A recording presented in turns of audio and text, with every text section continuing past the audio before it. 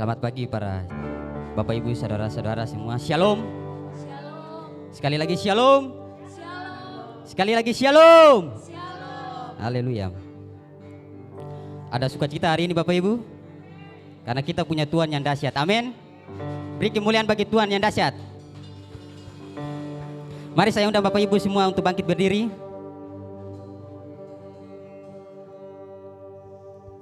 Mari kita sama-sama tundukkan kepala di hadapan Tuhan. Kita buka hati di hadapan Tuhan. Terima kasih Tuhan. Terima kasih atas anugerah-Mu Tuhan. Kami menikmati setiap kelebihan demi kelebihan Tuhan. Kami menikmati setiap kebaikan demi kebaikan Tuhan.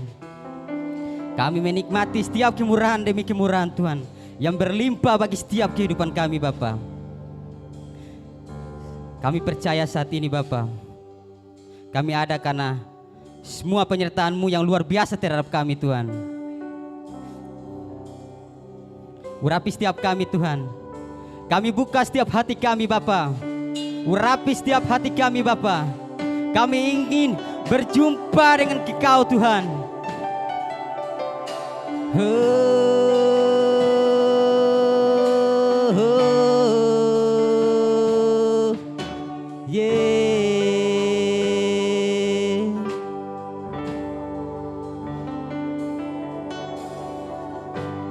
Allah Roh Kudus,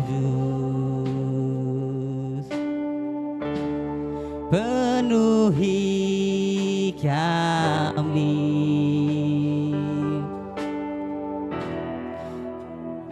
Untuk selalu dalam hidupku.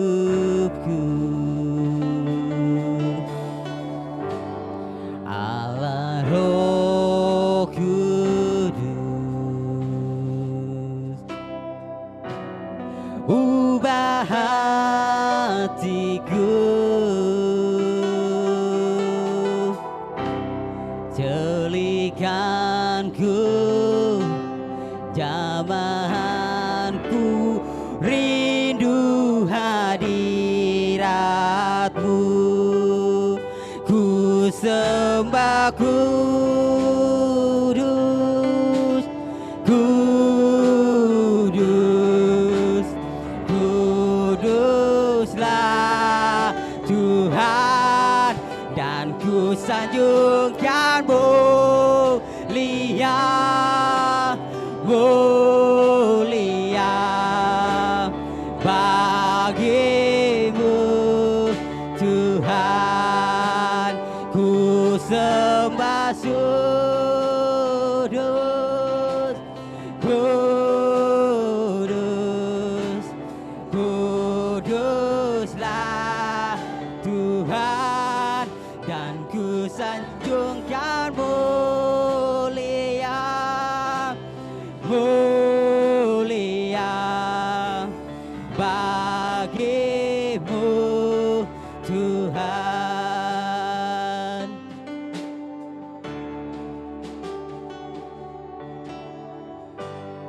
Allah Roh Kudus,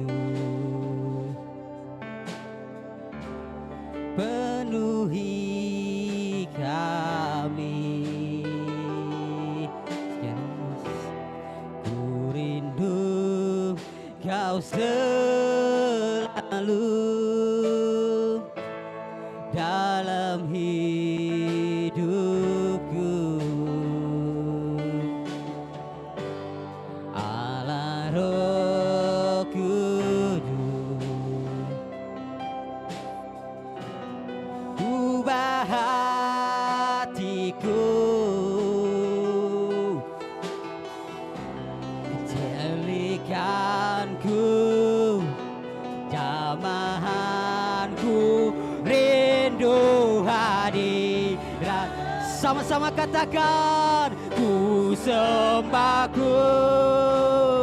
Kami sembah Engkau Tuhan, hanya Engkau yang kami sembah Bapa. Kuduslah Tuhan.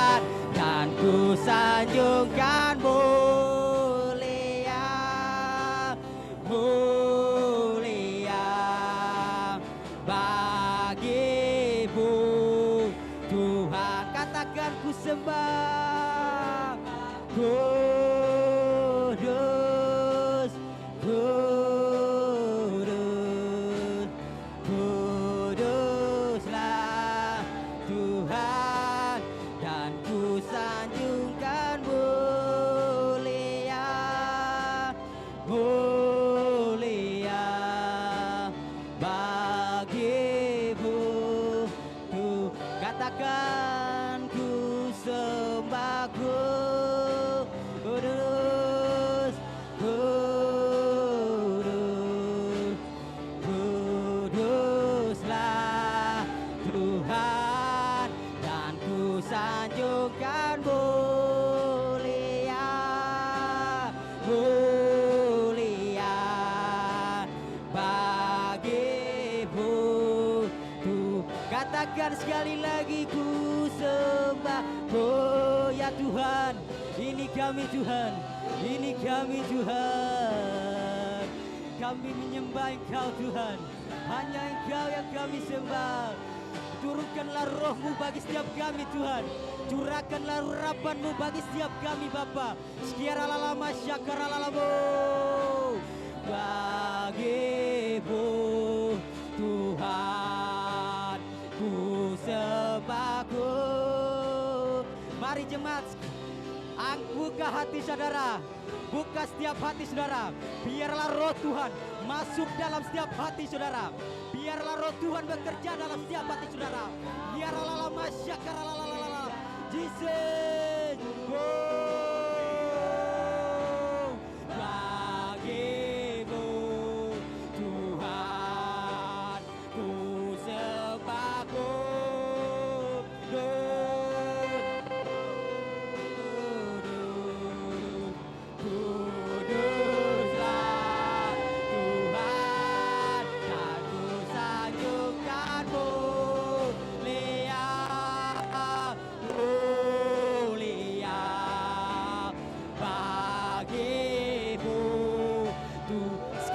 Katakan ku sembah, kudus, kudus, kuduslah Tuhan, dan ku sanjungkan mulia, mulia bagimu Tuhan. Katakan yang lebih lagi.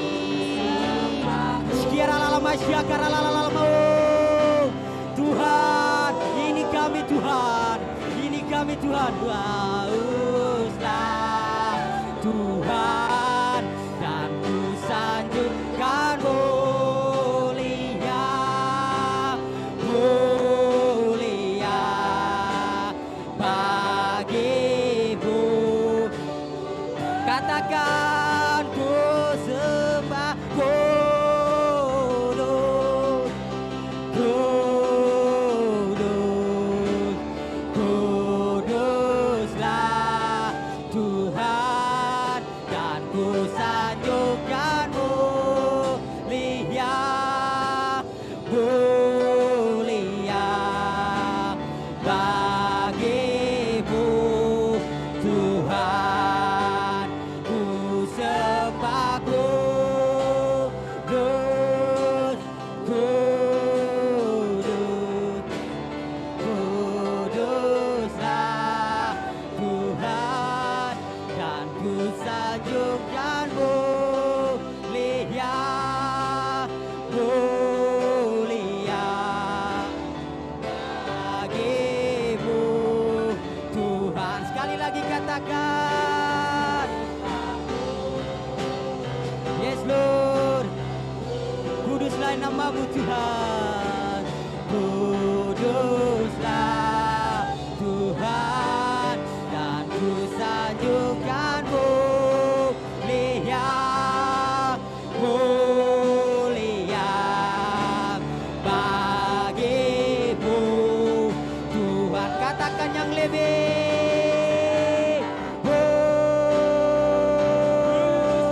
Muliakanlah namamu Tuhan. Kudus,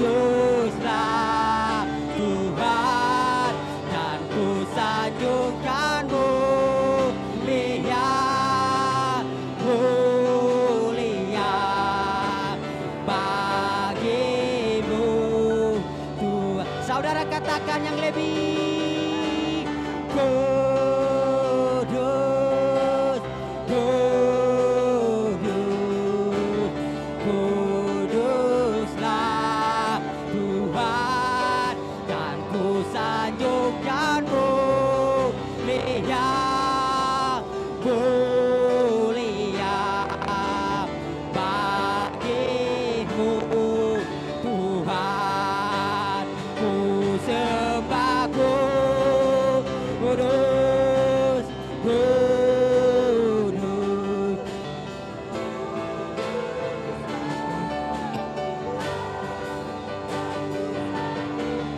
Mulia, mulia bagimu Tuhan. Katakan yang lebih bagus, kudus, kuduslah Tuhan, dan ku sanjungkan mulia, mulia bagimu Tuhan, ku sembah kudus, kudus, kuduslah Tuhan, dan ku sanjungkan mulia, mulia bagimu Tuhan, ku sembah kudus, kudus.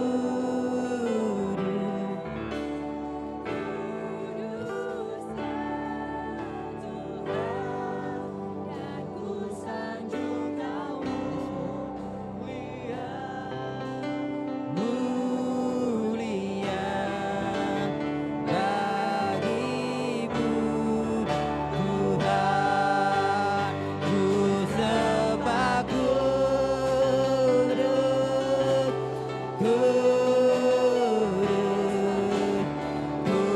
kuduslah Tuhan, dan ku sanjungkan mulia, mulia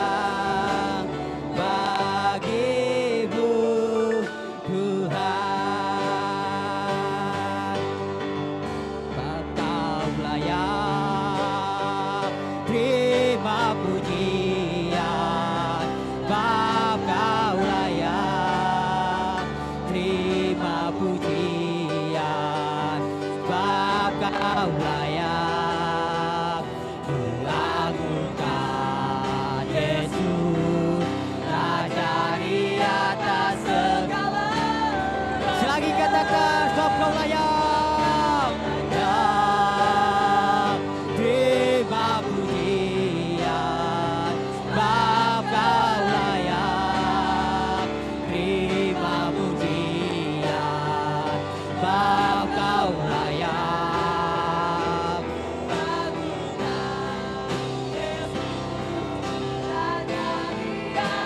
segala. Sekali lagi katakan, sebab Kaulah yang terima pujian, sebab Kaulah yang terima pujian, sebab Kaulah yang mengagungkan Yesus, Raja di atas segala. Sekali lagi katakan, sebab Kau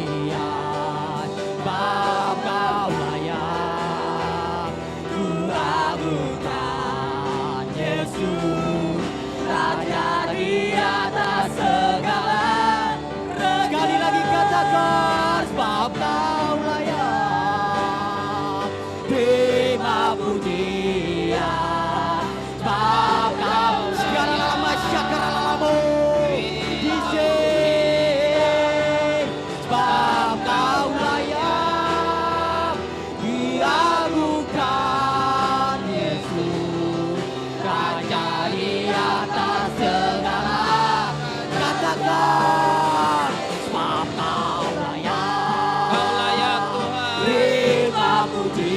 Agese layak memuji-Mu. Sebab Kau Agese layak menyembah-Mu.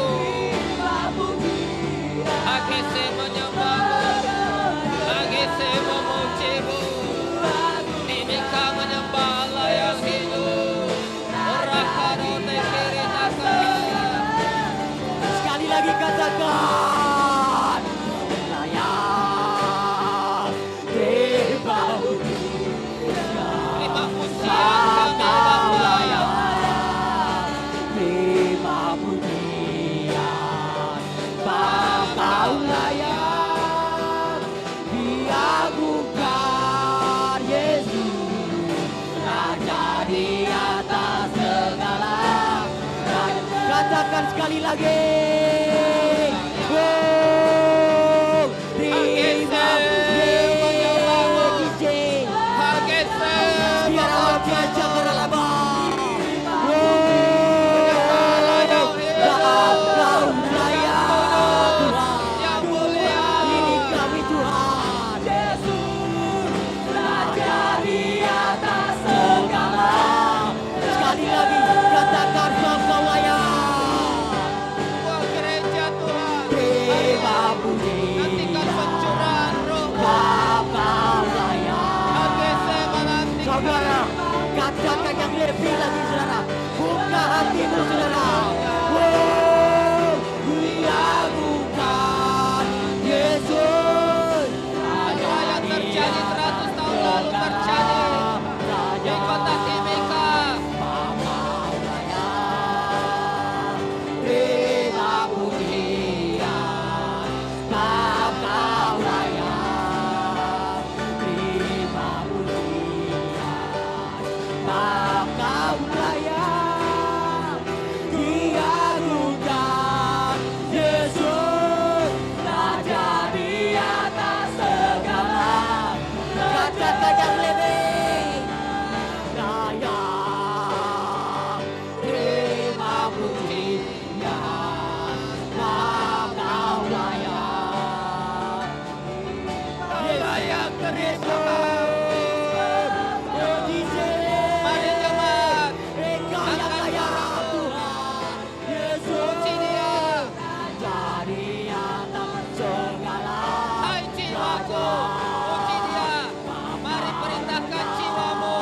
Puji Dia. Terima pujian, Engkau yang sedang bergumul. sebab Kau layak. Mari katakan. Perintahkan jiwamu. Hai jiwaku. Puji Dia. Seperti Daud memerintahkan jiwanya. Puji Tuhan. Hai jiwaku. Puji Tuhan. Katakan yang lebih. Terima pujian, sebab Kau layak. Terima pujian, sebab Kau layak. Yes Lord, yes Lord. Kami minta urapan-Mu Tuhan. Kami minta urapan-Mu.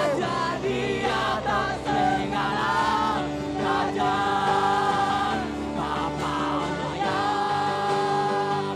Terima pujian, sebab yes, yes Tuhan, yes Tuhan.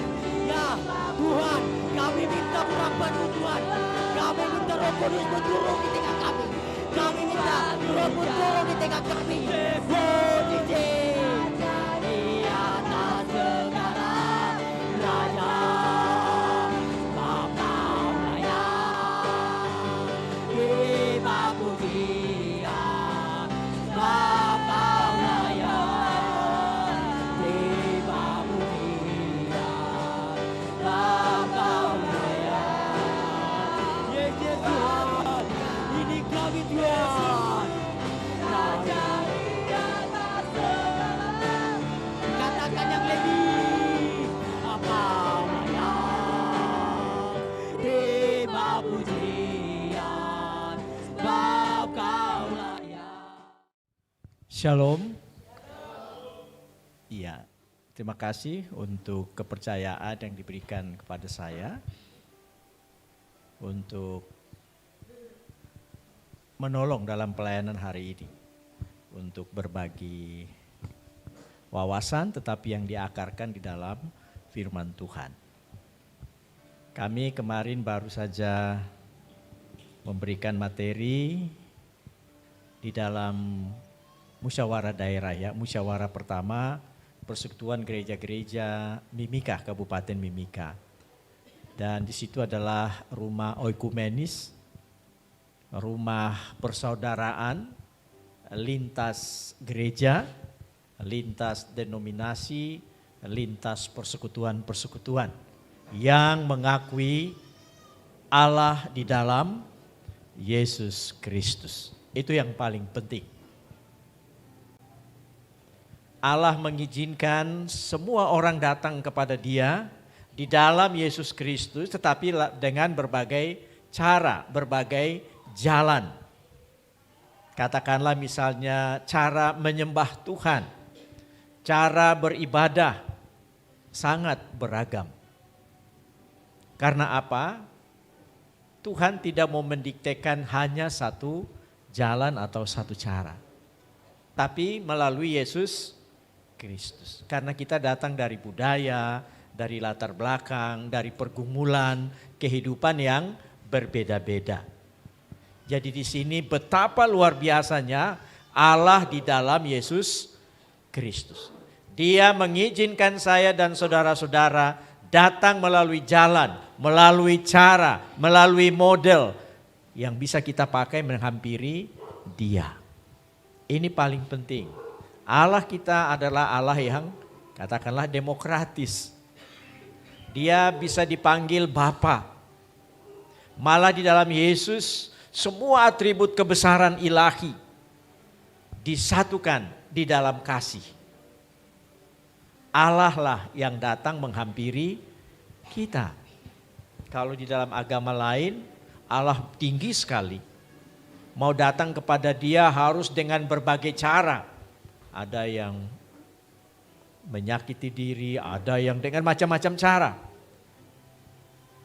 Kuncinya adalah manusia harus membersihkan dirinya sendiri supaya bisa datang kepada Tuhan. Tetapi di dalam Allah Yesus Kristus tidak begitu. Dia tahu siapa saya dan siapa saudara-saudara. Dia tahu siapa ciptaannya ini. Semua sudah tidak bisa datang kepada kekudusannya karena dosa. Karena ada penghalang. Nah, di dalam Yesus Kristus, di dalam salib, di dalam kematiannya, Allah datang menghampiri kita. Dia menghancurkan tembok, Dia membangun jembatan baru supaya kita berjumpa dengan Dia. Sekali lagi, Dia yang datang kepada kita. Karena apa? Kasihnya. Injil Yohanes pakai kata agape kalau bahasa Yunani. Kasih. Karena begitu besar kasih Allah akan dunia ini sehingga direlakannya anaknya yang tunggal. Supaya setiap orang yang percaya kepadanya tidak binasa melainkan beroleh kehidupan yang kekal. Dunia itu siapa? Ya kita semua. Yang di dalam Yohanes pasal 1 adalah miliknya. Tetapi ketika Dia datang, dunia yaitu kita semua berlaku seolah-olah tidak kenal Dia. Kalau kita baca di Injil Yohanes pasal 1. Dia tahu dunia yaitu kita semua adalah milik kita. Tetapi ketika Dia datang, kita sombong. Kita pura-pura tidak kenal, kita pura-pura tidak tahu sampai menolaknya. Tapi Dia tetap datang sampai memilih jalan salib. Dia buka hatinya, berdarah-darah dan berkorban. Supaya kita lihat. Inilah Allah di dalam Yesus.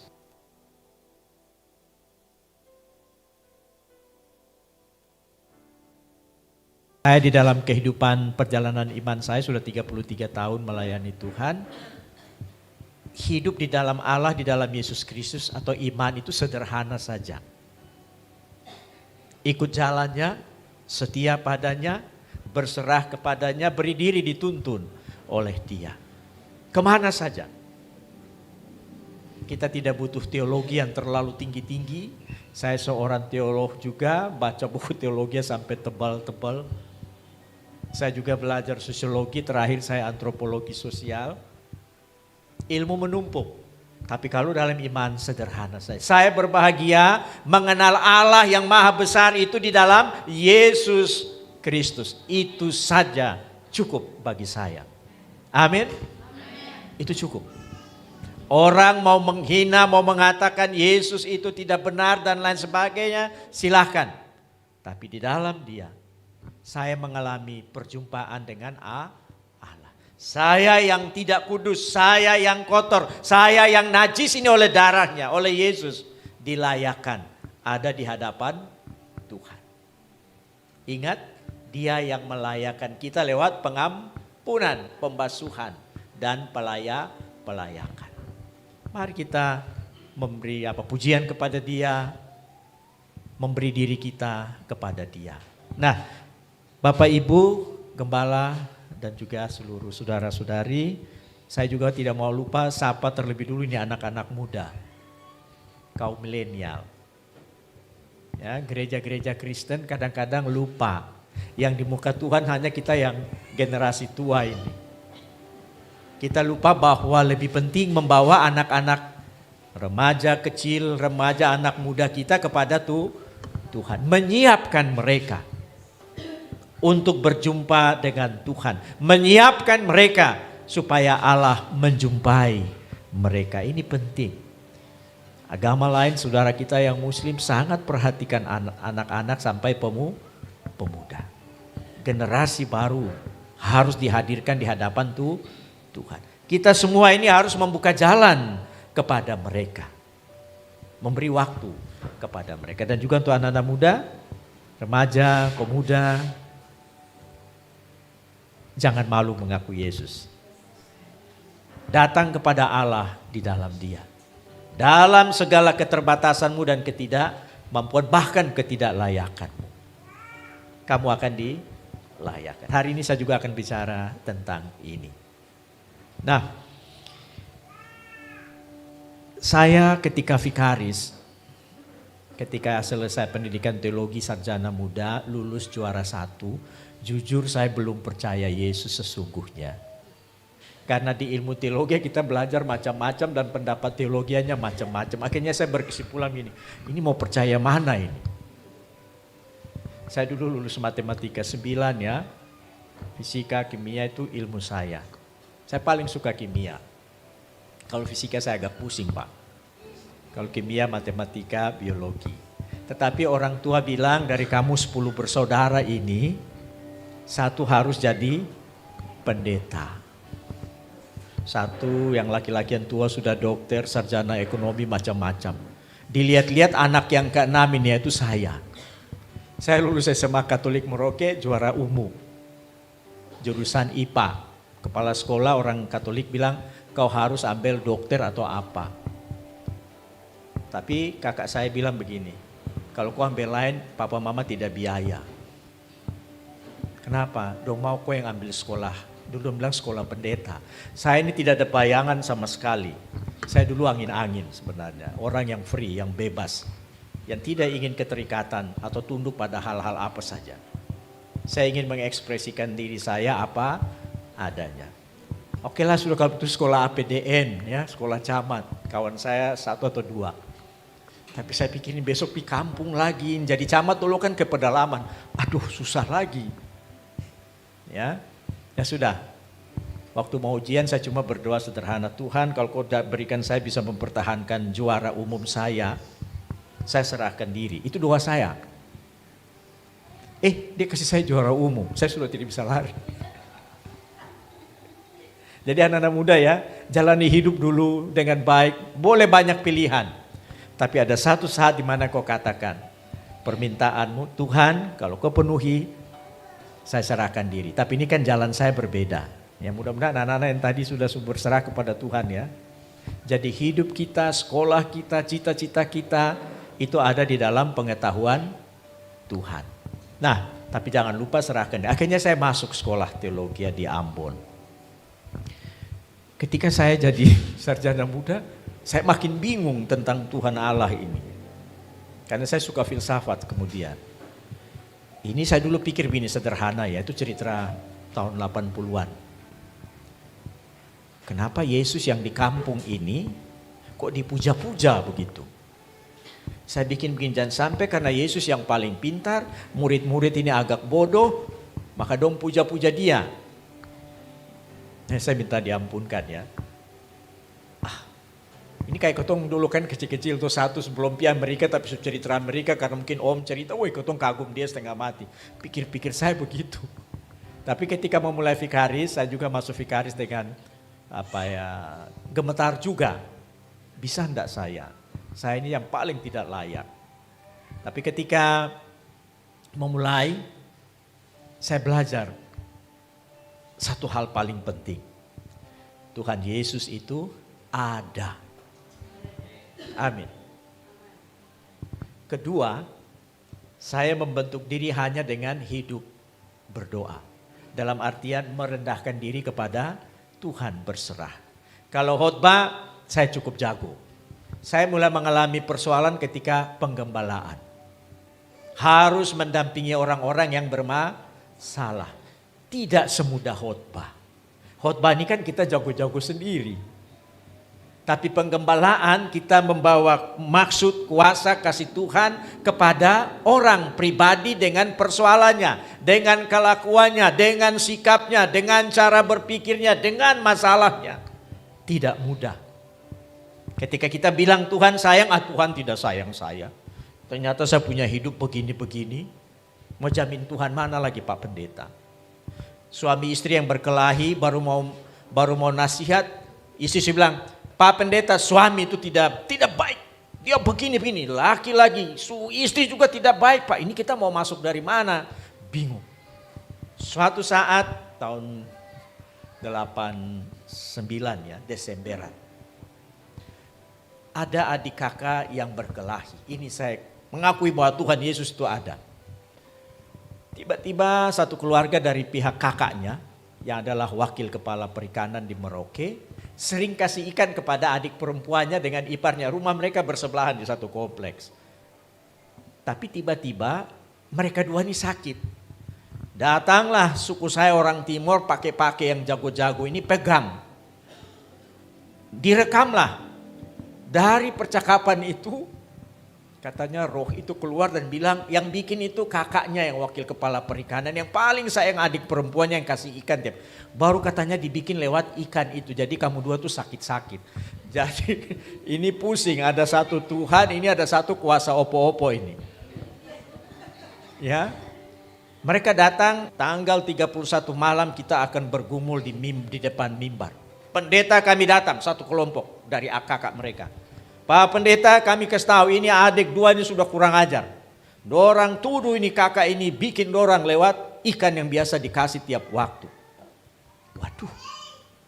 Jadi Bapak kami minta 31 malam habis kunci tahun kita berlutut bersama di muka mimbar. Kita angkat sumpah. Siapa yang salah akan mati meleleh seperti garam.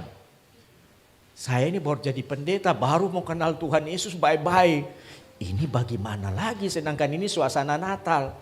Ini Tuhan Yesus Raja Damai tidak bikin apa-apa ini. Malamnya saya ke keluarga adik kakak yang perempuan ini dan suaminya. Saya datang mereka baru tiba. Oh Pak Pendeta datang. Duduk. Pak Pendeta masih mau bicara itu toh. Kakak itu toh. Ini saya belum bicara dong meledak. Ini bagaimana? Bapak duduk. Saya ingat itu tempat mejanya tuh kan kaca toh. Kaca. Bapak tunggu ya. Udah bikin tesan. Bapak mau tanya itu kakak itu yang bikin ketun dua sakit. Sampai sekarang kami sakit-sakit ini. Baru ada bukti. Bapak ada rekaman. Nanti rekam orang itu akan cerita dipegang. Entah roh apa ya. Roh kuda atau apa saya tidak tahu. Langsung direkam. Oh tidak, saya tidak perlu rekaman. Keluarlah suaminya dengan parang. Pak Pendeta, beta goso parang ini 7 bulan. Beta mau potong-potong kakak itu jadi porkodel. Mau dimutilasi jadi porkodel halus-halus. Aduh saya tambah terpukul lagi. Saya bingung, tapi yang saya persoalkan begini. Tuhan Raja Damai di mana kau? Saya yang baru mulai percaya kau dan mulai melayani ini masih bingung, tambah bingung. Saya pulang, keluarga itu datang. Jadi bagaimana Pak Pendeta yang tua? Aduh, karena saya berprinsip Yesus Raja Damai. Saya tidak akan layani doa sumpah-sumpah itu. Bapak kenapa begitu?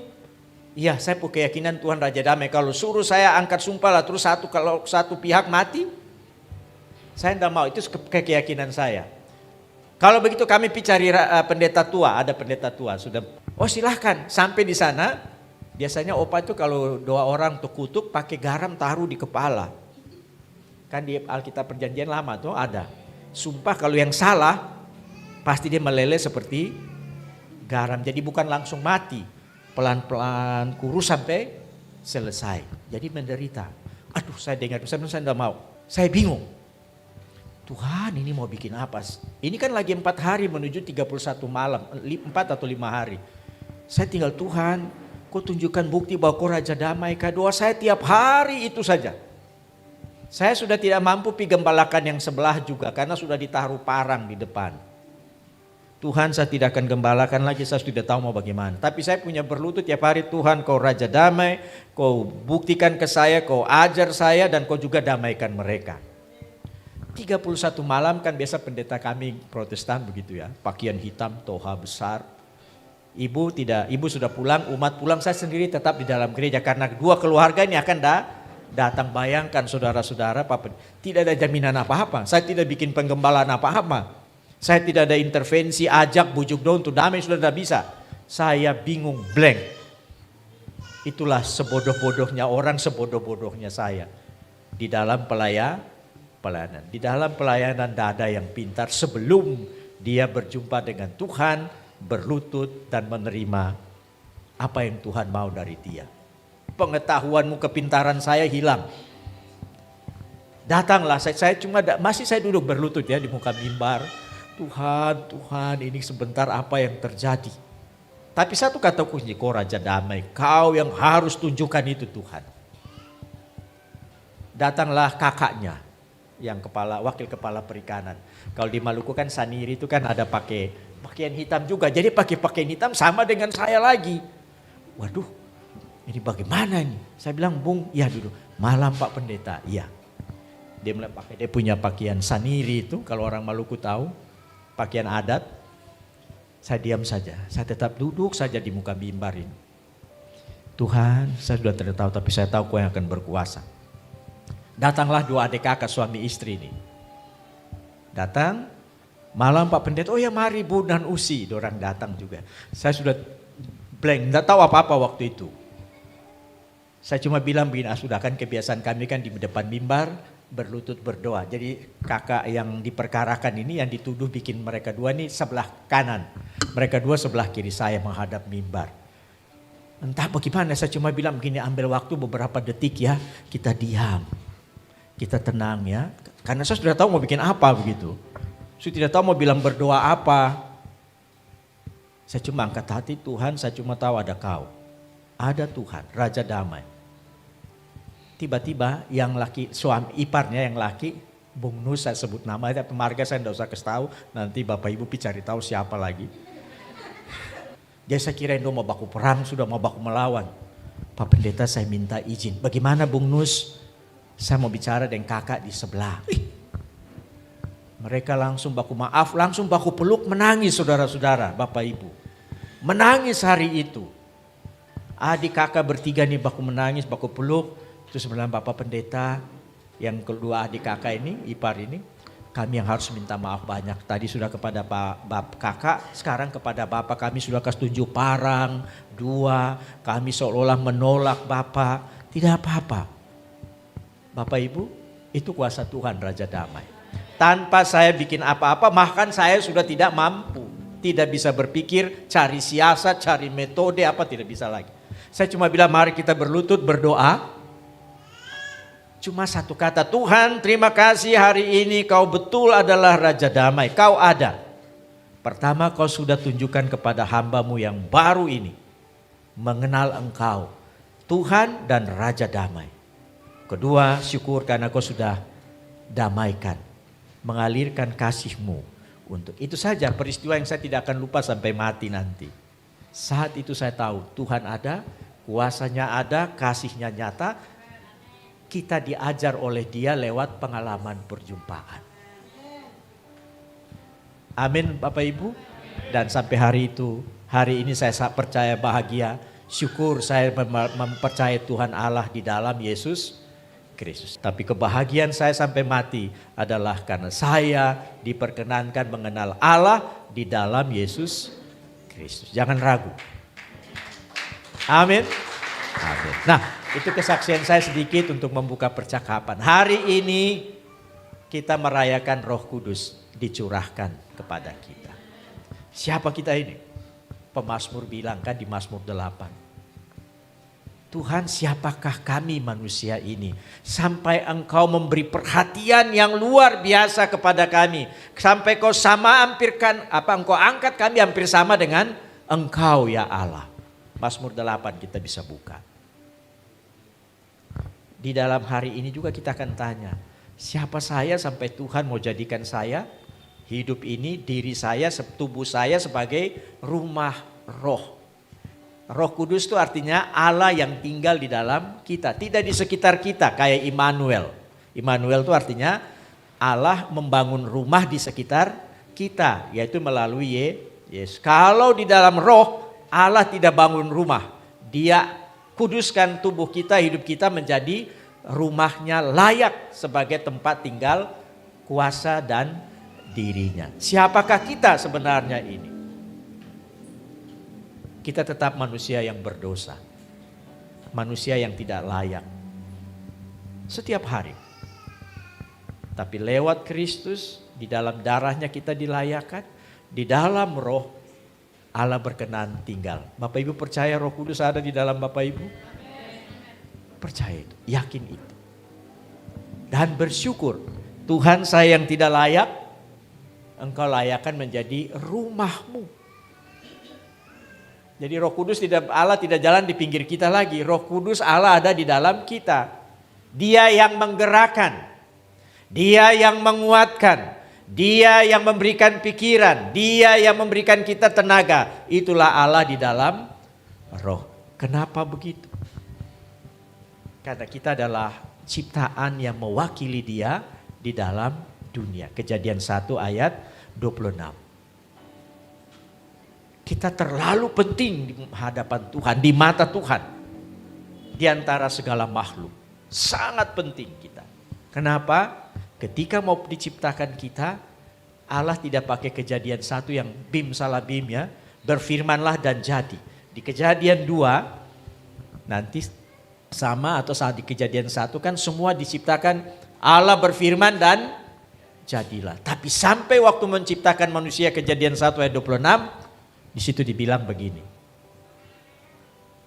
Allah memanggil sebuah sidang surgawi.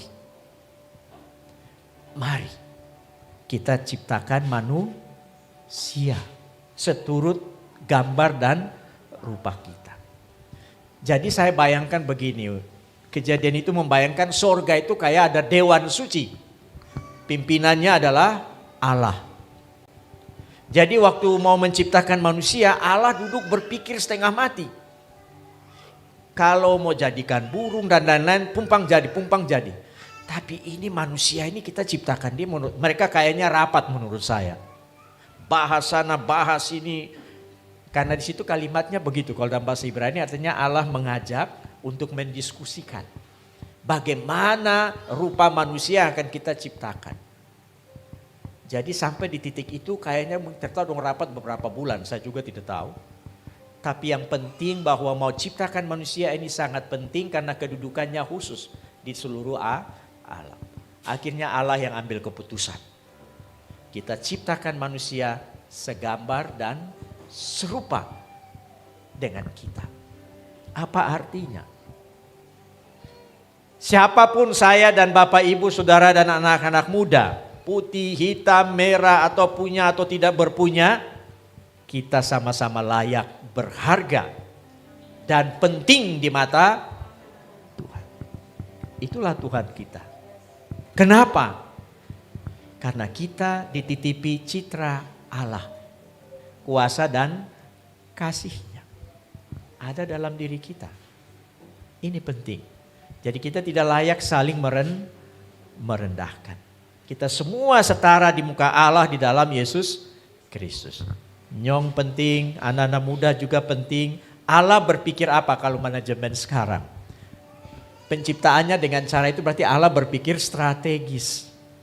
Allah punya rancangan. Allah punya maksud dengan manusia. Ini penting. Jadi dalam rencana dan strategi Tuhan menciptakan dunia, memelihara dunia dan terus sampai dia punya kedatangan, Allah sudah taruh sesuatu dalam setiap kita. Saya maupun Bapak Ibu Saudara-saudara. Apa itu? Kita disebut sebagai mandataris Allah di dalam dunia. Yaitu terlaku-laku begini, ketemu ini wakil-wakil Tuhan. Walaupun menjadi wakil rakyat di DPR terhadap apa, tapi percaya kami ini mandataris Allah di dalam dunia. Terhadap wakil rakyat di DPR enggak apa-apa tuh. Tapi saya busu-busu begini, kita ini wakil Tuhan di dalam dunia. Karena itu kita dilengkapi dengan kuasanya, dengan kasih-Nya. Supaya kita menjadi orang yang mewakili Allah, memimpin, menata dan mengarahkan segala sesuatu di dalam dunia ini. Percaya? Mulai dari dalam kehidupan kecil-kecil kita di keluarga, ayah ibu. Ingat, organisasi pertama utama yang diciptakan oleh Allah dalam penciptaan apa? Bukan negara, bukan apa-apa, lembaga adalah keluarga. Lembaga utama pertama yang Allah ciptakan dan harapkan titipkan pikiran-pikiran strategis dan rencananya adalah di dalam keluarga melalui kita semua. Ini penting. Pada dirimu masing-masing kita adalah wakil Allah di dalam dunia ini. Sesederhana apapun kita miskin apapun, kita tetap adalah wakil Allah. Ini penting. Bukan untuk kita sombong. Meyakinkan kita penting di mata Tuhan. Di Indonesia kita minoritas. Tapi Bapak Ibu tahu, yang minoritas itu adalah orang-orang yang kreatif. Kita ingat sejarah bangsa Yahudi. Di Amerika cuma 1,6%. Tapi yang mengatur Amerika dan dunia siapa? Itu Yahudi itu yang marah-marah dorang. Atur ketompu uang itu dorang. Atur ketompu makan minum juga kita. Atur bahan bakar, atur segala macam itu mereka. Jadi saya belajar dari situ bahwa semakin kita dianggap minoritas, kita adalah orang-orang yang kreatif. Berani hidup, berani bertumbuh, berani berkembang di tengah-tengah yang dikatakan mayoritas. Ini penting, ini harus kita punya. Jadi sekali lagi kita semua adalah wakil Tuhan. Mandataris Allah di dalam dunia. Anak-anak muda percaya tidak? Remaja di sekolah, di kepengurusan OSIS, di mana saja. Kayak di gereja sekarang. Tuhan pakai masing-masing saudara-saudari. Beri diri kepada Dia. Nah, itu pokok yang kedua yang saya sampaikan. Harga kita mahal di mata Tuhan. Apapun saya dan saudara. Nah, sekarang dalam kaitan dengan hari Pentakosta, curahan Roh Kudus, ya, kita bisa buka di dalam 2 Timotius 1 ayat 7. Kalau nanti pulang baca lengkap lebih bagus ya. 2 Timotius pasal 1 ayat 7. Sebelumnya ayat 6 bunyinya demikian, kita baca bersama. 2 Timotius pasal 1 ayat 6. Oke, 1, 2, 3. Karena itulah kuperingatkan engkau untuk mengobarkan karunia Allah yang ada padamu oleh penumpangan tanganku atasmu. Ayat ke-7. Sebab Allah memberikan kepada kita bukan roh ketakutan, melainkan roh yang membangkitkan kekuatan, kasih, dan ketertiban. Surat ini ditulis oleh Rasul Paulus yang sudah berusia 60-an lebih kepada kader-kader mudanya. Salah satunya adalah Timotius. Timotius adalah anak yang diambil oleh Paulus, dibawa dalam perjalanan pekabaran Injilnya sekian puluh tahun dari sebuah kota kecil yang dilahirkan dari ayahnya seorang Yunani tapi mamanya seorang Ibrani. Tetapi dia dibesarkan oleh ibunya dan neneknya, Eunike dan Lois. Kalau baca di ayat sebelumnya kita rasakan. Nanti kita bisa lihat di Kisah Rasulullah 19, dia diambil. Dia adalah anak remaja muda yang dikenal oleh umat Kristiani di kota kecil itu. Kemudian Paulus pergi, Paulus lihat pertumbuhan imannya luar biasa, Paulus bawa. Paulus sudah lihat pada diri anak ini bersama Titus nanti, mereka akan jadi pemimpin-pemimpin gereja masa depan. Ini penting. Surat Timotius 2 Timotius ini. Ini surat peralihan generasi. Paulus lihat di dalam anak muda dua ini, Timotius dan Titus, Tuhan akan pakai mereka. Caranya Paulus apa? Libatkan mereka dalam pekabaran Injil. Paulus bilang, kamu lihat imanku, kamu lihat kasihku, kamu saksikan cara hidupku. Setialah kepada Yesus. Nah, di sini kita bicara tentang Roh Kudus. Kobarkanlah karunia. Tanda roh pertama adalah pemberian karunia. Karunia ini dari bahasa Yunani ya. Harin, kalau bentuk kata bendanya karismata. Itu artinya kalau bahasa Inggris gift. Hadiah.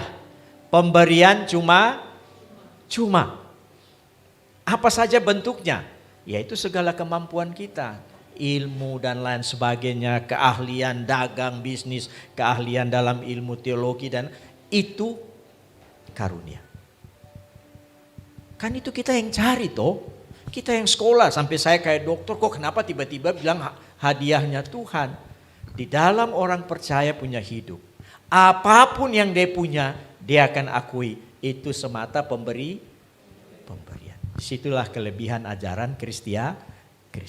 Kita dibuat menjadi rendah hati. Mengakui hanya Tuhan. Dan saya bisa cerita bagaimana saya jadi seorang dokter. Sederhana saja, karena Tuhan. Contoh sederhana, orang setengah mati, saya sempat ke Amerika 6 bulan di Berkeley, Universitas Berkeley University. University of California di Berkeley. Saya harus studi kepustakaan untuk antropologi di sana. Kawan-kawan tuh setengah mati, tapi setiap tangan saya pegang buku itu pasti itu sudah. Saya tidak tahu, sepanjang saya kuliah setiap saya pegang buku itu pasti sudah sumbernya. Mau berapa buku pasti. Ini saya harus kasih kesaksian. Berarti karena saya tidak, karena Tuhan. Saya pergi ke Amerika dan bahasa Inggris kaki kepala, hajar saja.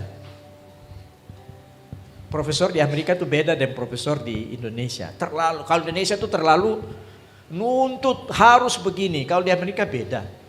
Dia akan tanya diskusi, kalau saya waktu itu setelah saya jelaskan mau tulis disertasi tentang ini, bahasa Inggris saya nggak ahli juga, kaki kepala juga, tapi pergi saja. Terus dia bilang, oke, you jangan kesana kemari. Sebutkan satu kata apa yang, dengan satu kata tidak boleh penjelasan, itu orang Amerika pebudaya. Harus diringkas semua. Kalau Eropa agak panjang-panjang, kalau Amerika tuh, nah tadi kau sudah cerita, saya sudah paham, tapi sekarang kau harus sebut dia dalam satu kata. Bayangkan, saya hampir bingung waktu itu. Waduh, kita orang Indonesia ini kan tukang bicara banyak. Orang Amerika suruh satu kata. Waduh, ini kan disertasinya nanti tebal, masa ditulis dalam satu kata. Tapi itu tantangan. Akhirnya saya bilang familial religion. Saya meneliti tentang agama kekeluargaan dalam adat orang Fak-Fak. Wow, cool. Oke, silahkan ya. Itu orang profesor Amerika itu biasa. You sudah dapat panggung untuk Anda. Tidak lagi, ya guru-guru kita di Indonesia kan begini terus. Enggak, kalau di Amerika sudah pasti panggung, kau berkembanglah, bertumbuhlah. Karena dia sudah yakin kau punya apa yang kau mau tulis. Itu bedanya. Nah, saya yang bodoh bahasa Inggris ini bisa sampai di titik itu. Ya. Jadi saya lihat bahwa sebenarnya apapun yang kita punya di dalam ajaran Kristiani Yesus Kristus, pulangkan itu sebagai karunia. Sebab nanti dengan pengakuan itu kau akan pakai semua yang kau punya ini untuk gerejamu, untuk orang banyak, ya. 1 Korintus 12, ya. Karunia diberikan beda-beda tapi untuk satu kepentingan bersama. Teologi itu bisa menyesatkan. Agama juga bisa menyesatkan. Tetapi Dia Allah di dalam Tuhan Yesus saya tahu kasih untuk siapa saja. Nah, jadi karunia kita sudah punya. Kemarin Pak Pendeta bilang berbagi tentang keragaman pandangan. Kenapa ada ragam pandangan, sikap, tindakan? Karena ada ragam karunia. Satu problem atau satu situasi dilihat dari berbagai sudut pandang. Ajaran karunia mau bilang, karunia atau kemampuan kita analisis atau apapun tidak satu lebih rendah dari yang lain. Tetapi biarlah itu dipadukan. Bahasa apa? Disinergiskan. Supaya menjadi sebuah kekuatan bersama. Itu penting. Jadi karunia bikin kita rendah hati, tahu diri, tahu kelebihan, tahu juga banyak kekurangan. Kita butuh karunia yang lain. Ini penting. Di dalam masyarakat juga begitu. Nah, Bapak Ibu yang Tuhan Yesus kasihi, saya sapa juga anak-anak muda. Nah, tapi ayat berikut. Kita percaya kita sudah punya karunia karena kita sudah ditumpangkan tangan. Entah melalui baptisan, melalui penabisan, kita percaya kita punya. Karena 1 Korintus juga bilang, Efesus juga bilang, katong semua tidak ada yang kosong. Ajaran karunia mau bilang, satu di antara kita tidak ada yang kosong. Setiap orang dikatakan diberikan karunia sesuai dengan ukuran Yesus. Jadi tidak ada yang kosong. Semua orang percaya punya karunia. Mama di dapur punya karunia. Tete yang hanya di ladang punya karunia. Percaya. Abang beca miliki karunia. Tuhan ada taruh. Setiap anak-anak kita ini punya karunia. Itulah proses yang mengantar kita untuk mengenal karunia. Lewat sekolah, lewat bimbingan rohani, macam-macam. Lewat pengalaman. Saya punya. Jadi jangan kita remehkan orang yang mungkin pendidikannya lebih rendah dari kita. Atau yang pekerjaannya lebih sederhana dari kita. Hikmat itu karunia. Saya kalau di Fak-Fak, kondisi politik kota sudah kacau, saya ke kampung. Tanya sama orang-orang tua. Nah, mereka bercerita juga tidak pakai teori, biasanya pakai perumpamaan. Ternyata mengerti perumpamaan itu susah. Ya, tetapi di situ ada hikmat. Nah, kalau semua percaya bahwa semua punya karunia, sekarang Paulus bilang, ya, di dalam ayat 7, sebab Allah memberikan kepada kita bukan roh yang membangkitkan ketakutan. Bahasa Yunani kalau diterjemahkan bahasanya cowardice, artinya bukan saja takut tapi pengecut. Hati cepat lemah. Ya kan? Yesua kau jalan. Tapi kau tidak boleh lihat kiri dan kanan. Jaga supaya hatimu jangan kecut. Langkah, setiap langkah tanah di depanmu yang kau injak akan kuberikan. Yang Allah mau untuk Yosua untuk waktu memimpin Israel, pandangan harus tetap mau di sebelah mau tak bola balik, hatimu jangan kecut. Ini juga Allah di dalam Yesus memberikan kita roh bukan yang membangkitkan ketakutan, kepengejutan, hati lekas menyerah. Bukan itu. Ini luar biasa. Sebaliknya yang diberikan adalah roh yang membangkitkan 3 hal. Kekuatan, kasih, dan ketertiban. 3 kata ini penting. Jadi roh yang dikaruniakan kepada kita yang kita rayakan hari ini adalah roh yang membangkitkan kekuatan. Kekuatan ini dalam bahasa Yunani dunamis. Kayak kita bilang dinamoid. Artinya Allah di dalam roh menanamkan di dalam kita dinamo. Yang melahirkan daya, melahirkan energi, melahirkan kekuatan. Ini penting.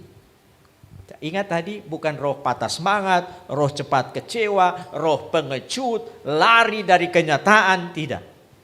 Tapi roh yang di dalam kita adalah dia seperti generator. Menghasilkan listrik, menghasilkan daya, menghasilkan energi. Bahasa Inggrisnya disebut power. Kekuatan, kuasa. Kita yang terlaku-laku ini, ciptaan yang paling lemah ini, di dalam kita ketika kita terima roh, dibangunlah sumber energi. Karena itu ketika kita berserah, ketakutan hilang.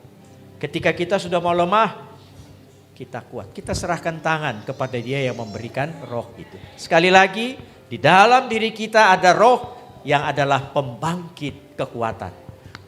Pembangkit energi, dinamo. Pembangkit kekuatan, pembangkit kemampuan yang ada pada kita. Jadi ketemu begini-begini orang bisa remehkan kita, tapi tenang saja. Di dalam aku ada sumber kekuatan itu. Amin. Jadi roh adalah seperti PLN itu. Kasih menyala. Mungkin mata ketosong, mata tutup, tiba-tiba mata menyala. Kalau listrik padam, jangan mata padam. Kasih mata menyala. Tidak, itu satu. Yang kedua, ada dua hal yang akan membimbing kekuatan. Yaitu pertama adalah kasih dan ketertiban. Nah, ini dua kata ini penting. Kadang-kadang kita rasa kita kuat, kita punya kuasa, tetapi kita manusia lemah. Bisa saja menggunakan kekuatan, kemampuan, kuasa untuk hal-hal yang tidak baik. Kita bayangkan orang-orang yang berkuasa sekarang. Bisa menipu rakyat, ya, bisa melakukan manipulasi dan segala macam. Anak-anak Tuhan tidak boleh begitu ya. Tuhan jamin kekuatannya di dalam kita. Tetapi kita harus pandu sehingga kekuatan, kuasa, energi itu berguna. Yaitu dengan kasih. Agape bahasa Yunaninya. Ya, agape itu apa? Belajar dari mama-mama. Mama-mama ini sebenarnya simbol Allah yang ditempatkan dalam keluarga. Pertama masuk minta, marganya hilang. Toh, adat kita kan mama kawin, fam hilang. Pakai suami punya, kasihan. Sesudah itu maaf, dia memberikan rahimnya. Tempat milik paling suci dari seorang perempuan. Untuk menjadi tempat pembuahan. Bapak Ibu tahu dalam bahasa Ibrani rahmat. Kalau orang Islam bilang apa? Rahim. Allah yang rahimi. Rahmat itu kata dasarnya dari bahasa Ibrani rahim. Jadi rahim seorang ibu, hidup seorang perempuan yang menyerahkan diri untuk melahirkan kelahiran baru. Dia lepaskan dia punya segala macam martabat melalui rahim. Itu yang Allah disebut Allah Maha Rahim. Allah Maha Rahmat. Artinya apa? Allah yang berkorban diri. Jadi mama-mama terima kasih ya. Kasih diri untuk kami lahir semua. Suami-suami belajar menghormati istri. Hargai dia. Karena dia adalah contoh Allah di dalam Yesus Kristus. Meninggalkan semua hal yang ada pada dia.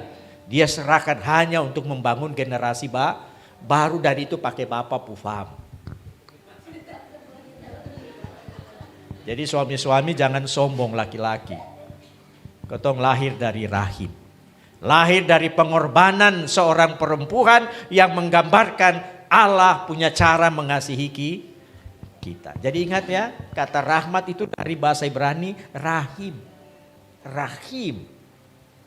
Cuma ketong orang Kristen kurang biasa ya dengan kata ini. Yang biasa dengan kata ini adalah orang Islam. Anaknya nama Rahmat. Jadi besok kes nama anak Rahmat tidak apa-apa. Rahimi silahkan, Rahmi silahkan. Itu penting mengingatkan Allah yang Maha Rahim. Rahmat itu artinya apa? Allah yang berbagi susah, berbagi sulit dengan kita. Allah yang mengambil bagian dalam kita punya hidup. Penting. Amin, mama-mama ya. Bikin makanan pertama untuk siapa? Suami dan anak. Kalau kurang pasti mama tahan lapar. Kalau masih ada sisa, sudah nak mama yang makan dari situ. Amin. Dalam kurang-kurangnya perempuan ini adalah gambaran Allah yang mencintai kita. Sekali lagi, mari kita hormat ibu-ibu. Anak-anak, pulang peluk mama, cium mama. Ajak bapak juga, kalau bapak yang tukang minum, ajak dia lagi. Bapak kalau tidak ada mama nih ketong terjadi apa-apa. Mari, mama ada kerja di dapur, ketong tiga dan bapak, ketong berlutut di muka mama. Bisa? Amin? Siapa anak-anak yang sampai sekarang masih marah-marah mama? Ya umur-umur begini ketong semua sudah lewat. Umur-umur remaja ke SMA itu umur kepala batu. Mama pukata jo jangan harap kau dengar. Jangan malu, saya juga harus mengaku itu. Mama baru 1 kita sudah 20. Mama baru master motor ketong sudah lari. Ketong pugas lebih cepat. Betul tidak anak-anak? Ingat pulang cium mama, berlutut di mama, minta ampun ya. Kalau bapak suka bajalang, suka minum, suka hidup terjelas, bapak mesbah Tuhan ada di kakinya mama. Amin. Amin ya. Mesbah Tuhan ada di kaki mama. Mama po kaki ada bapece, ada baru habis urus babi ketompi polo dia. Iya. Amin. Roh Kudus ajar kita untuk itu. Ya. Jadi kasih itu agape itu artinya apa? Kasih yang berkorban tanpa minta balas. Ya toh, setelah ketong kawin setelah urus mama, apalagi laki-laki. Saya selalu bilang, kalau kawin pasangan minta Tuhan kasih anak pertama perempuan. Aduh Pak, kenapa? Minta anak pertama perempuan. Kalau kasih anak pertama laki-laki, terjadi apa-apa. Dia jadi orang, dia tidak akan lihat mama dan papa. Karena dia harus urus orang punya anak. Dia akan lebih sayang depu bapak mama mantu daripada sayang depu bapak dan mama. Kalau anak perempuan tidak. Biar depu gaji sedikit tapi antar ini for mama ya 100.000. Betul tidak? Nah, kami alami itu dan saya percaya kalau anak perempuan pertama pasti diberkati. Tapi orang Batak akan marah saya. Karena bagi orang Batak harus laki-laki. Ketong semua kan? Orang Cina juga biasa mengharapkan laki-laki karena akan mewarisi usaha dan lain sebagainya. Tapi saya mau saksikan hari ini. Anak perempuan lah yang akan lihat papa dan mama. Tapi kalau dikasih anak laki-laki jangan tolak ya mama bapak. Terima. Semua karunia. Oke. Nah agape itu artinya kita mengasihi orang tanpa hitung dia siapa. Tanpa minta apa-apa dan mengharapkan jasa. Kasih itu adalah kayak Tuhan Allah mengasihi kita. Sementara kita berdosa, Allah mencintai. Bahkan mati untuk itulah yang namanya agape. Kan kasih ini bahasa Yunani macam-macam. Ada satu eros. Eros itu artinya karena lihat dia betis bagus, saya cinta kok. Lihat dia mata bagus, aduh saya cinta kok ini anak-anak remaja.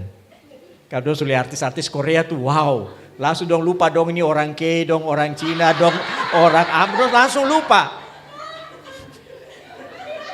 Dalam bayangan dong Korea. Bayangkan, betul tidak? Betul. Kalau mama-mama ini apa? India, film India. Laki-laki paling baik itu India. Oke, jadi kasih yang berkorban. Kasih yang memberikan jalan kepada orang lain sekalipun ia musuh, sekalipun dia lawan, sekalipun dia bikin kita susah. Tapi agape itu artinya itu. Kalau Eros karena dia puang kan, karena wajahnya ganteng, cantik, betis, bagus, telinga berdiri kayak bunga-bunga, aku jatuh cinta padamu. Sekali aku cinta, aku akan cinta terus. Ingat, Eros itu karena kasih yang menuntut. Harus ada sesuatu baru selesai. Nah, anak-anak muda, kalau orang semula bilang cinta, bilang tunggu dulu. Ya, kalau dia bilang saya tambah cinta kau, ragukan lagi lebih.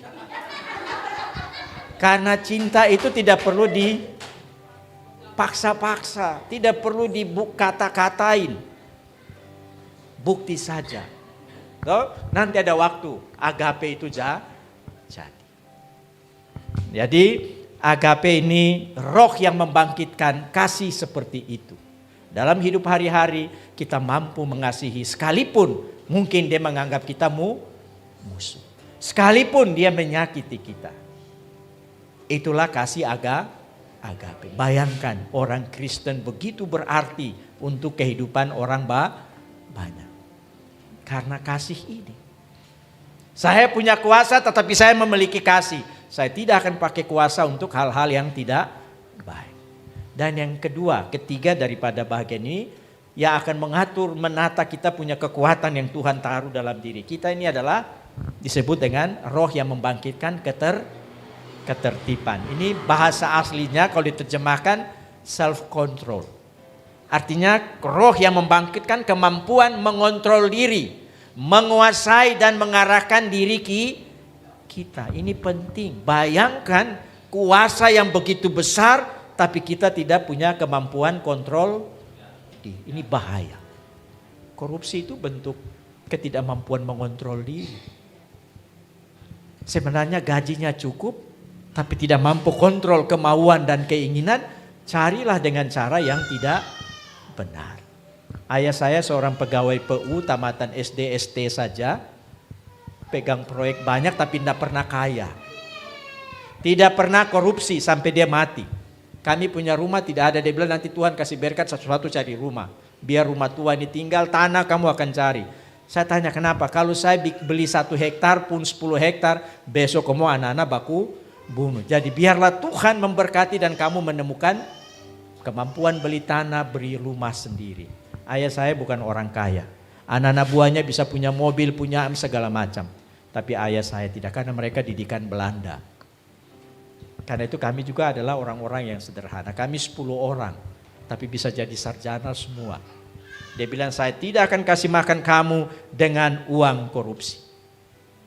Jadi saya tahu ayah saya tiap bulan ambil di satu toko Adil, toko 7. Kami biasa ramai-ramai pergi. Jadi ambil bulan ini tapi tutup bulan lalu dulu. Baru ambil, baru nanti tutup. Jadi kita polanya begitu. Begitu ya hidup kita ya. Tapi harus disiplin, harus mampu mengatur keinginan dan lain sebagainya. Self control, ketertiban ini. Nah, self control, ketertiban bertindak hidup ini bisa ada dari kata ini juga. Pikiran yang the sound of mind, the sound mind. Pikiran yang tenang, pikiran yang bersih, pikiran yang baik. Pikiran ini mampu mengontrol. Ayah saya tuh pegawai PU tapi bajunya ini di belakang ini leher kan sering robek. Ibu harus jahit tutup. Dia enggak pusing. Bapak beli tape kah zaman itu kan? Tidak, itu Bapak Lumi di belakang, orang penerangan suka putar lagu besar-besar. Kamu duduk di belakang pagar dengar saja. Di rumah ini terus beli tape besar-besar. Bapak beli motor tidak. Itu ayah kami. Ya, jadi kami masing-masing akhirnya mandiri. Saya kira ini juga ya, roh disiplin, roh ketertiban harus kita miliki. Jadi hari ini kita merayakan orang Kristen akan menyumbang banyak kepada kehidupan masyarakat. Kalau gereja ini bertumbuh dengan baik, Bapak Gembala, para pelayan dan umat percaya, Bapak Ibu gereja ini akan jadi berkat. Amin. Anak-anak muda tahu main musik, panggil anak-anak kecil, ajar mereka musik, itu karunia. Anak-anak muda yang tahu matematika, bilang gembala bikin tempat latihan kursus matematika, kita latih anak-anak matematika. Atau ada yang sekarang kemampuan sekarang adalah salah satu kemampuan berbahasa asing. Bapak bisa ya satu kali di sini buka pelayanan pengajaran bahasa asing untuk anak. Pikirkanlah, ketika Anda mikirkan yang terbaik untuk masyarakat, Tuhan sudah mulai bekerja di situ. Amin. Tuhan mulai bekerja di situ. Ya, jadi antar gereja mari kita buat supaya kita menyumbang lebih banyak kepada masyarakat. Gereja kita bertumbuh tapi jadi berkat. Berkat untuk orang lain. Kalau itu berkat untuk kita apa? Tuhan tahu, Tuhan yang urus. Jangan takut. Kemarin saya bercakap dengan beberapa gembala, kami berkesimpulan, jangan takut untuk hidup ini. Tapi beri diri dipakai Tuhan, Dia akan berikan dengan cara lain. Ada satu gembala yang dulu pegawai Freeport di sini, dia tinggalkan, dia bekerja sebagai gembala. Padahal saat itu masih puncak, anak-anaknya baru mau sekolah SMA. Padahal kan anak-anaknya akan sekolah. Anak laki-lakinya bilang, "Papa, saya kan baru SMA, mau lanjut bagaimana?" Tidak. Ternyata sekarang anaknya sudah bisa bekerja dan menyumbang itu pemberian pertamanya 100 juta lebih untuk gereja ayahnya. Artinya kalau kita berbuat baik di dalam nama Tuhan tanpa memperhitungkan apa yang harus kita dapat, Tuhan akan atur dengan cara yang lain. Mungkin dalam 1 tahun 2 kita setengah mati, tapi Tuhan sudah siapkan cara, orang, waktu untuk kita semua. Jadi mari saya ajak gereja ini juga, mudah-mudahan akan juga mengembangkan pelayanan sosial, pendidikan, pengembangan ekonomi, ya, ekonomi mandiri, ya, pengembangan hal-hal lain lagi. Yang kedua, jangkaulah anak-anak negeri di sini.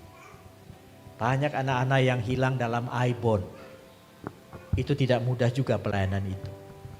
Mungkin bukan khotbah lagi yang mereka butuh, tapi perjumpaan. Sekolah minggu harus jadikan anak-anak kecil sebagai penjangkau dalam tangan Tuhan. Dia tidak usah jangkau banyak orang. Mungkin ada kawannya yang putus sekolah, kawannya yang sudah malas sekolah. Didik dia untuk mengajak kembali, membangkitkan semangat. Itu pelayanan yang paling sederhana. Jangan gurui, tapi biarlah dengan cara bersahabat mereka saling mengajak. Saya tahu hidup di Timika ini tidak mudah, tapi ingat tadi, kekuatan sudah ada di dalam diri kita.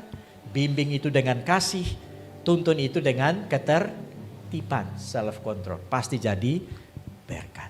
Pak Pendeta, ini saja yang saya bisa bagikan. Terima kasih untuk pemberian waktu kepada saya. Hari ini saya pelayanannya oikumenis. Ini kali 1 ke kedua untuk melayani di gereja-gereja yang lain. Kita antar gereja akan saling hormat. Mungkin kita datang dengan cara beribadah yang berbeda, tapi kita bertemu di satu titik, yaitu Allah di dalam Tuhan Yesus. Jangan saling merendahkan, jangan saling mengejek, jangan saling menolak. Maju kepada Yesus, kita disatukan di sana. Terlebih roh yang sama kepada kita semua, satu mutu, satu kualitas, tidak berbeda-beda. Kita juga sudah diberikan. Saya berdoa selalu semua gereja termasuk gereja di sini menjadi berkat bagi masyarakat. Jangan sungkan-sungkan berbagi dengan gereja di samping, gereja di depan atau di belakang, sama-sama berbagi. Mari kita berdoa. Izinkan saya berdoa untuk umat dan gereja di sini. Yesus Kristus Tuhan, Allah yang berbuka diri kepada kami. Kristus yang menjadi jalan di mana kami boleh dijumpai oleh Allah dalam hidup hari-hari kami. Kami ditemui dalam kesalahan kami, dosa kami, nista dan noda kami. Penyangkalan-penyangkalan kami. Di dalam Yesus, Allah tetap rela dalam kasih menjumpai kami. Terpujilah Engkau ya Allah di dalam Yesus Kristus. Kami menikmati kasih-Mu setiap hari. Bahkan di setiap hari kemenangan hari Minggu-Mu seperti hari ini. Kami menikmati kasih-Mu yang luar biasa. Roh-Mu yang berkenan tinggal di dalam kami. Ampuni kami. Rahmati dan baharui kami setiap hari. Ya Tuhan, biarlah beberapa waktu hamba boleh berbicara, berbagi, ada dalam tuntunan kuasa dan rencana-Mu.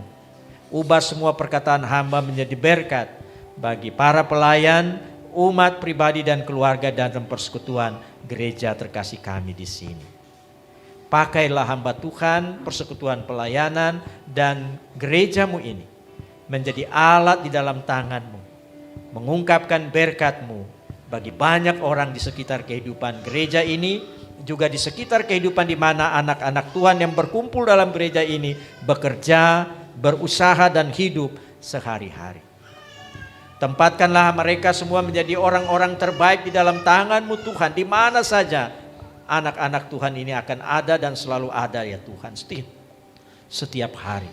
Tolong mereka dalam penghidupan pekerjaannya. Tolong mereka dalam semua usaha mereka. Tolong mereka semua ketika menghadapi pergumulan-pergumulan hidup ya Tuhan. Jadikanlah mereka anak-anak Tuhan yang kuat, yang tegar, yang kokoh. Karena Engkau ada di dalam mereka.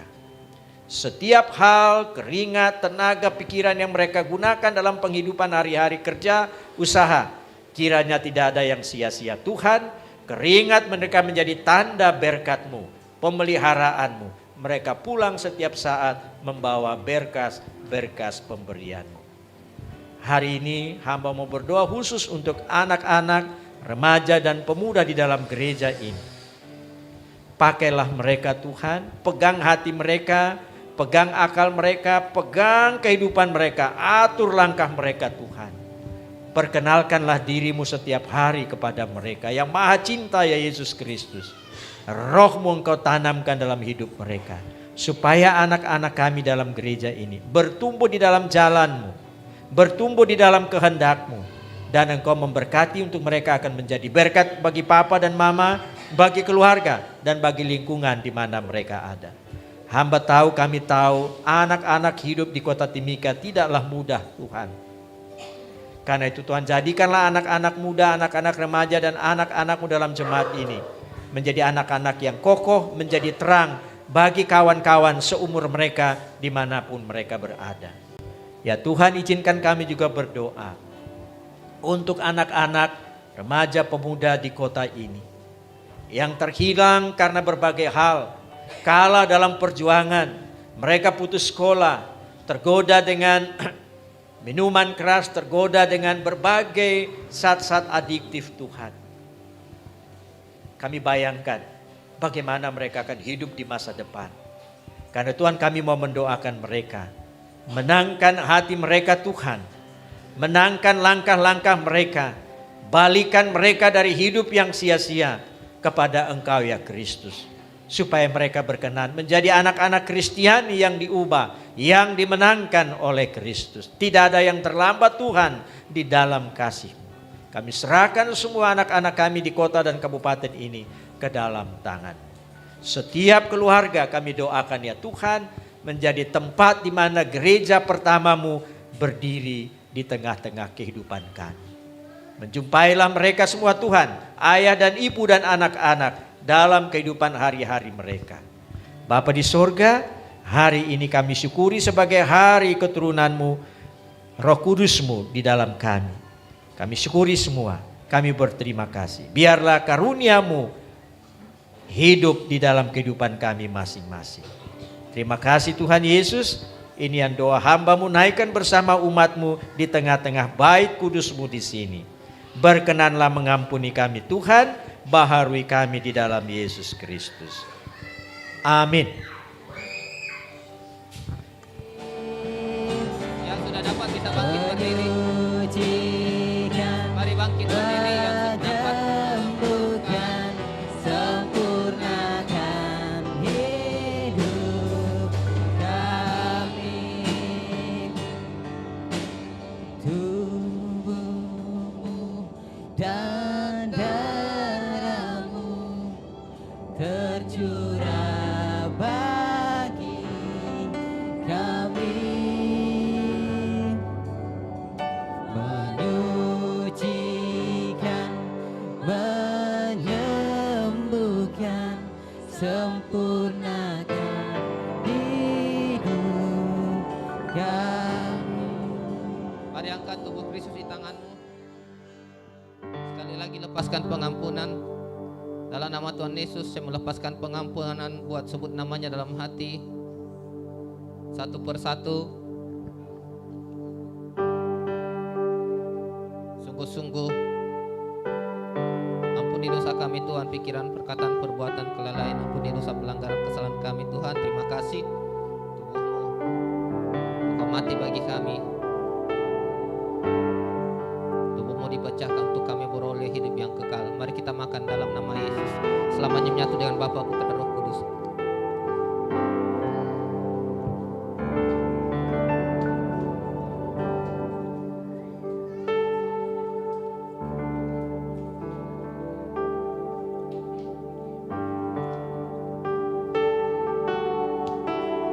berkat darah Kristus tangan kananmu. Setiap kali kita perjamuan kita memperingati wafat sengsara Tuhan kita, karena itu kita membayangkan setiap penderitaannya. Kita membayangkan dari film Passion of Christ yang pernah kita nonton berkali-kali dalam hidup ini, di mana darahnya tercurah untuk kita. Ampuni dosa kami Tuhan. Terima kasih untuk darahmu tercurah untuk memperdayakan Allah dan manusia. Mari kita minum dalam nama Yesus. Kami dengan hadiratmu, kami rindu Tuhan, melihat kuasa-Mu dicurahkan di tempat ini. Habis selesai pengurapan panca indera, lagu ini kita angkat lagi ya. Mari tangan kananmu di atas.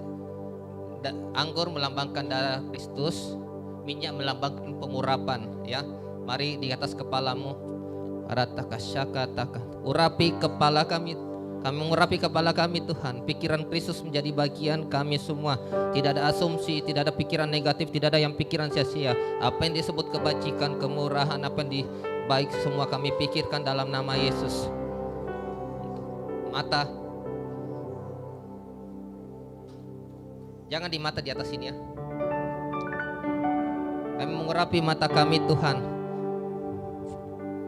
Kami melihat visi besar yang Tuhan berikan kepada kami.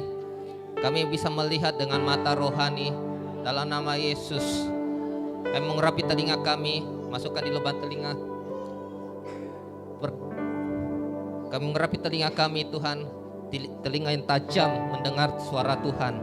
Dalam nama Yesus, telinga yang senang akan setiap didikan, akan setiap nasihat, telinga yang bisa membedakan hal-hal yang tidak berasal daripada Tuhan, telinga yang tidak suka mendengarkan gosip, tidak mendengar dan setiap yang tidak berasal daripada Tuhan. Mari mengurapi hidung, taruh di lubang hidungmu, mengurapi hidung kami Tuhan, yang merindukan, yang selalu rindu mencium bau hadirat Tuhan, yang selalu merindukan Tuhan, seperti seorang yang lapar kan Tuhan, lapar akan makanan, dia mau mencium makanan yang enak. Tuhan, kami mau mencium bau hadirat-Mu Tuhan, bau minyak wangi ketika Tuhan hadir dalam bentuk apapun. Telinga, hidung yang bisa mencium bau strategi musuh, tipu muslihat iblis, sehingga kamu bisa membedakan setiap hal apa yang kami pergumulan, tantangan, masalah itu, bahwa itu berasal daripada iblis. Dalam nama Yesus, mari urapi bibirmu, mulut yang mengatakan perkataan berkat, yang ketika mengatakan mulut ini membangkitkan kekuatan bagi orang lain, membangkitkan dinamos bagi orang lain, membangkitkan semangat. Tidak ada perkataan sia-sia, tidak ada perkataan negatif, tidak ada yang gosip yang keluar dari mulut ini.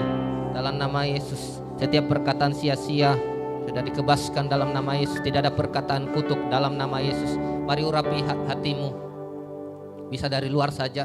Kami kebaskan setiap luka batin, kepahitan hati.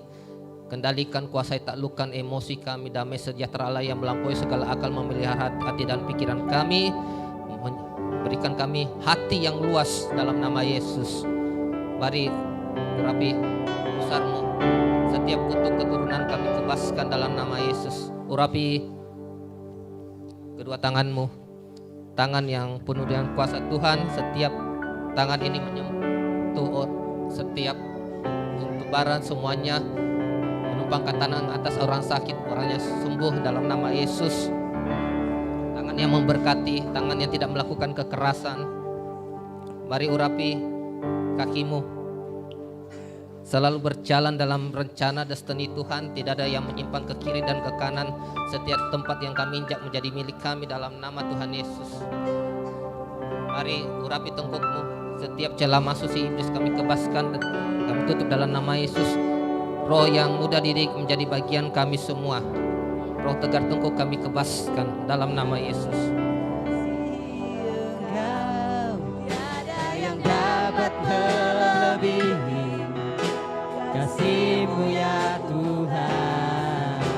Bagi kami Engkau segalanya. Bersama keluargaku melayani Tuhan. Bersatu selamanya mengasihi Engkau. Tiada yang dapat melebihi kasih-Mu ya Tuhan. Bagi kami Engkau segalanya. Bersama keluargaku melayani Tuhan. Bersatu selamanya mengasihi Engkau. Tiada yang dapat melebihi kasih-Mu ya Tuhan. Bagi kami Engkau segalanya. Bagi kami Engkau segalanya. Bagi kami Engkau segalanya. Yang deklarasi, langsung tampilkan yang deklarasi.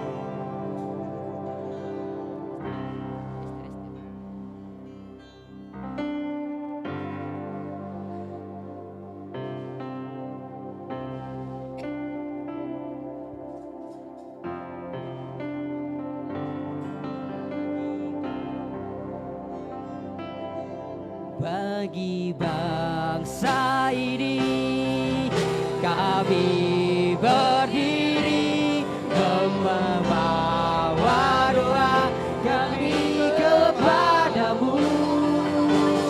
Sesuatu yang besar pasti terjadi yang mengubahkan bagi kami.